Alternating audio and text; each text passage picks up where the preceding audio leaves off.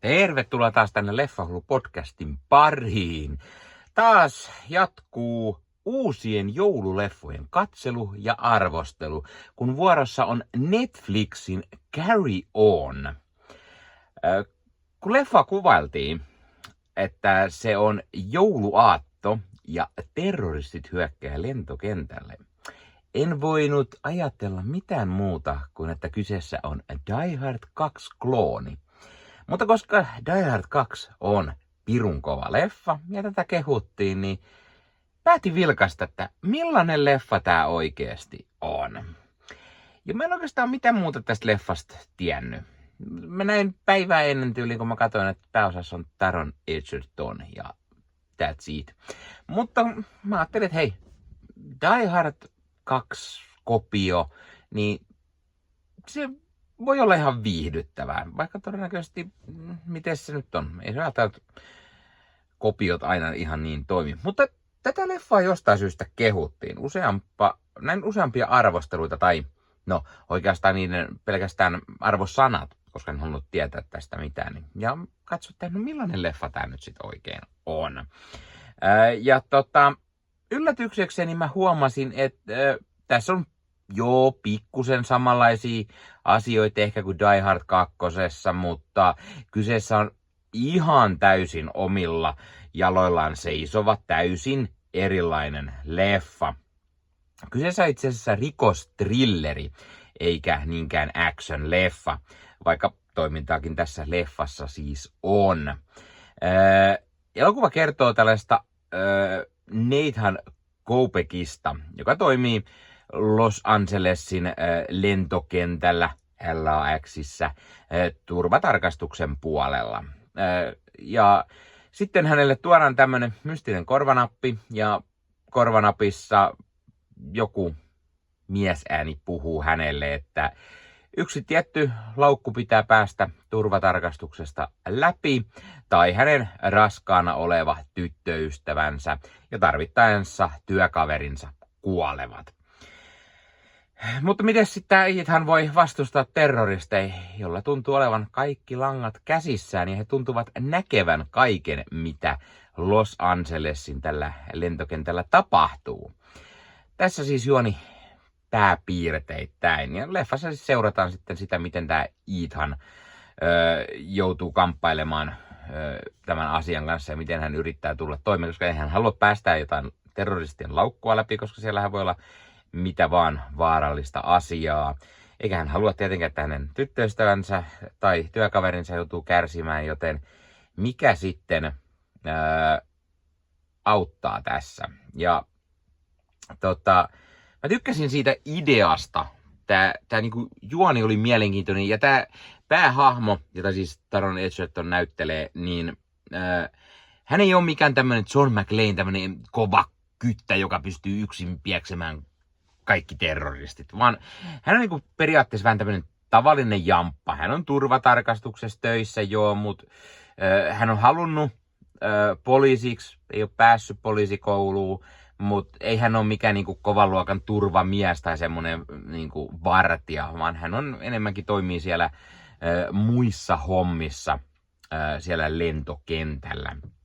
Joten tämä ei ole semmoinen niinku super action leffa, missä yksi hahmo pystyy pysäyttämään kaikki pahikset. Ja tää on enemmän semmonen rikostrilleri, semmonen niinku mysteeri, että katsotaan mitä tuleman pitää ja pystyykö tää yksi kaveri jollain tavalla estämään näiden pahisten aikeet. Tässä leffassa on itse asiassa tosi kova liuta kovia näyttelijöitä.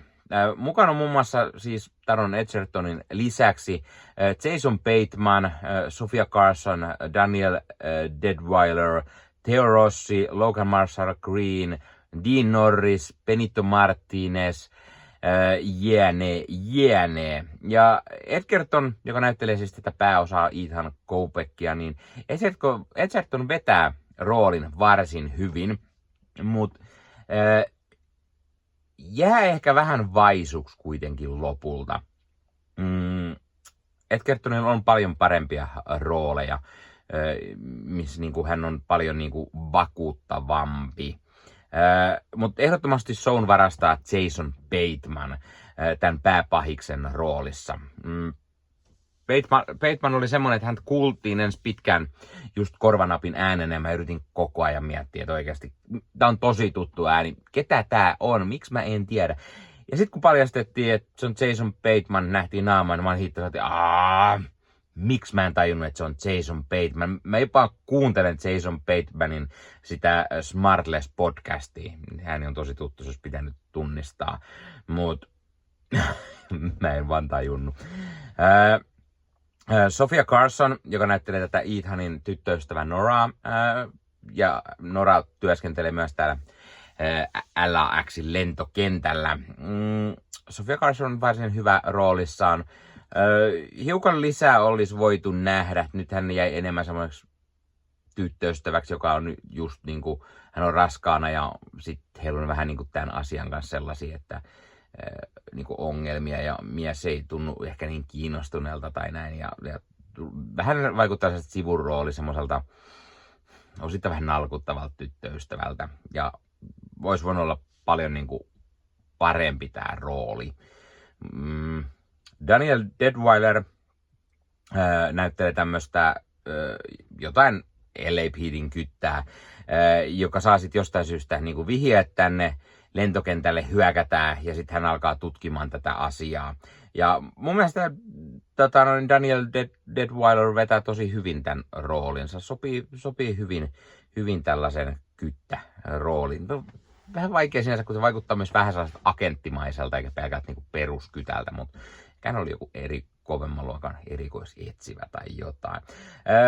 Theo Rossi toimii myös terroristina. Hän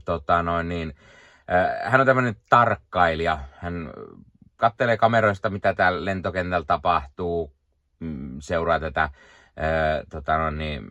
Ethania ja sitten toi tarvittaessa sniperoimassa siellä porukkaakin. Theo Rossi vetää niin kuin mun mielestä taatulla Theo Rossi-tyylillä. Sopii mun mielestä tosi hyvin tähän rooliin. Ja sitten Dean Norrisia nähdään LAXin turvapuolella tämmöisenä isona pomona Sarkovskina. Ja Dean Norris, mitä muuta tarvii sanoa, mun mielestä Dean Norris on aina mahtava, niin myös tälläkin kertaa. Ja kuten sanottu, Benito Martinez, hän on sitten tämän koko lentokentän joku iso pamppu. Mun mielestä tässä leffassa on ihan toimiva juoni. Joskin tämmöisiä samantyylisiä leffoja on ennenkin nähty, mutta tämä jännitys on rakennettu tosi hyvin. Ja tämä thrillerimäisyys, mikä on tässä pääosassa, ja sitten toimintakohtaukset, mitkä jää niinku taka-alalle, niin mun mielestä se on hyvin tehty, toimii varsin mallikkaasti. Vaikka mä odotinkin Die Hard 2 tyylistä action-leffaa, niin se oli ihan hyvä, että ei ollut semmoinen heikko klooni niin sanotusti, vaan tää oli itse asiassa parempi, mitä mä osasin odottaa. Tää leffan on ohjannut Jaume Collet-Serra, Jaume Collet-Serra. Ja vaikka nimi ei sano meikäläiselle yhtään mitään, niin hän on itse asiassa ohjannut todella paljon leffoja, mitä mä oon nähnyt. Hän on ohjannut Dwayne Johnsonin Jungle Cruisein, Black Adamin. Liam Neesonilla hän on tehnyt niin kuin monta leffaa. Hän on Commuterin ohjannut, Run All Nightin, Non-Stopin, Unknown. Tai sitten hän on myös ohjannut sen elokuvan Shallows, missä Blake Lively on sillä pienellä semmoisella saarekkeella tai sellaisella, ja sinne häntä sitten kiusaa siellä. Ja mun mielestä Collet-Serra on tehnyt varsin niinku hyvän leffan, ja tää on mun mielestä varsin toimiva. Käsikirjoitus on TJ Fixmanin käsialaa, ja hän nyt en ainakaan nimeltä tiennyt yhtään, mutta hän on ollut kirjoittamassa todella monta Ratchet & Clank-videopeliä. Eli siis videopelien kirjoittaja, joka on sitten siirtynyt leffojen puolelle. Aika mielenkiintoista. Mun mielestä tämä oli varsin toimiva käsikirjoitus. Onko kyseessä hyvä joululeffa? No siis, Joo, siis periaatteessa siis tässä mainitaan tosi usein, että on jouluaatto, on koristeita, joululauluja kuullaan taustalla ja hauskasti yhdessä isommassa action-kohtauksessakin tulee joululaulu mukaan ja se on tosi hauska. Tulee vähän semmoinen Deadpool-tyylinen semmoinen hauska lisä tähän niin sanotusti sitä musiikista. Mutta ei tästä ehkä ihan välttämättä hirveän iso sellaista joulufiilistä tuu. Mutta tää on hyvä semmonen toimintaleffa tai semmonen thrilleri-leffa. Ja tää on semmonen erilainen joululeffa. Vähän niin kuin Die Hard 1, Die Hard 2.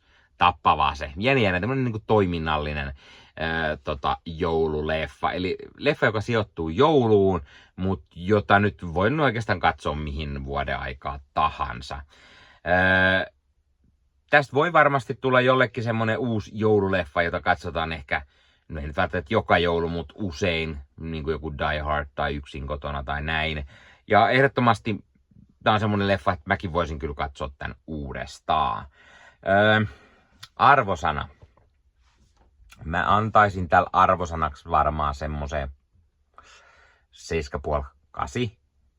Mä sanoisin 8. Mun mielestä oli varsin toimiva ja viihdyttävä ja näyttelijät veti hyvän roolinsa. Ja sitten tää ei ollut semmonen niin kuin mitä mä odotin, vaan tää oli semmonen thrillerimäisempi ja se jännitys oli hyvin rakennettu. Ja sitten se, miten tää leffa etenee ja näin, niin se ei ollut niin ennalta arvattava. Siinä oli hyviä semmoisia pikku twistejä, minkä ansiosta tää oli varsin toimiva. Kerro kommenteissa, ootko sä nähnyt tämän leffan Carry On? Jos oot, mitä mieltä sä olet siitä? Tykkäsitkö, etkö? Miksi et? Tai tiedätkö jotain vastaavia samantyylisiä leffoja? Ei tarvitse olla joululeffa, mutta tämmöisiä samanlaisia lentokenttäleffoja, missä pahikset hyökkää sinne. Onko katsellut paljon joululeffoja? Mitä joululeffoja oot katsellut? Mitä aiot vielä katsoa jouluna? Kuinka pitkään joululeffoja voi katsoa? Lopetatko se joululeffojen katsomisen joulupäivänä, tapaninpäivänä, tai voiko niitä katsoa uuteen vuoteen asti? Ja hei, jos katsot YouTuben puolelta, niin pistä peukkuun, jos pistä kanavatilauksen muistokellosta päälle. Näitä aina, koska tulee uusia videoita ja sen lisäksi auttaa kanava kasvamaan. Eli kiitos kaikille, jotka olette kanavan tilanneet. YouTuben puolella siellä on jäsenyydet, superominaisuudet päälle. Sieltä voi jäsenet tulla kanavan jäseniksi ja sieltä saa erikoismainintaa esimerkiksi tohon nimen, kun on kanavan jäsen ja sit saa erinäköisiä hyviä asioita. Näkee ennakkoonkin. Esimerkiksi tämänkin on nähnyt varmasti jo aikaisemmin, jos on kanavan jäsen, tämän videon sieltä ja muita videoita tulee. Esimerkiksi täällä on paljon tällä leffahuoneessa kaiken näköistä, mistä on tulossa lähiaikoina varmasti video, niin niitäkin näkee sitten ennakkoon, kun on kanavan jäsen. Joskus tulee jopa pelkästään jäsenille tarkoitettuja videoita. Ja sen lisäksi on kaikki korostettuja vastauksia ja tilaa tämmöisiä merkkejä ja muuta kaikki. Kyllä te tiedätte YouTube-juttut. 0,99 € kuussa tai 2,99 € kuussa, niillä saa erinäköisiä asioita, kun tilailee tai on kanavan jäsen. Ja niitä supertykkäyksiä, superkommentteja, kaikkea voi laittaa, niin siitä tulee muutamat kymmenet sentit sitten tähänkin suuntaan. Eli kiitos kaikille, jotka olette niitä laittaneet. Ottakaa Leffahullu somekanavat haltuun, Instagrami, TikTokki, Facebook-sivusto, jäne.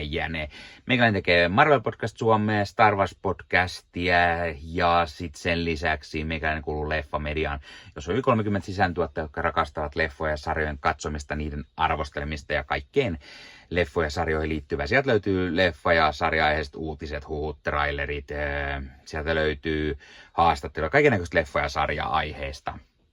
Ja jos taas haluat ostaa fyysisiä leffoja, niin suomikassu.fi verkkokaupasta voi käydä ostamassa itselleen 4K DVDtä, Blu-raytä. Siellä kun käyttää koodia Leffahullu, saa 5 € alennusta, kun ostaa yli 60 €. Mikä se mukavampaa? Pikkualennus, ostaa leffat ja sarjaiset fyysinä hyllyyn, koska koskaan ei voi tietää, koska joku suoratoistopalvelu lähtee muokkaamaan leffoja, poistamaan niitä valikoimastaan.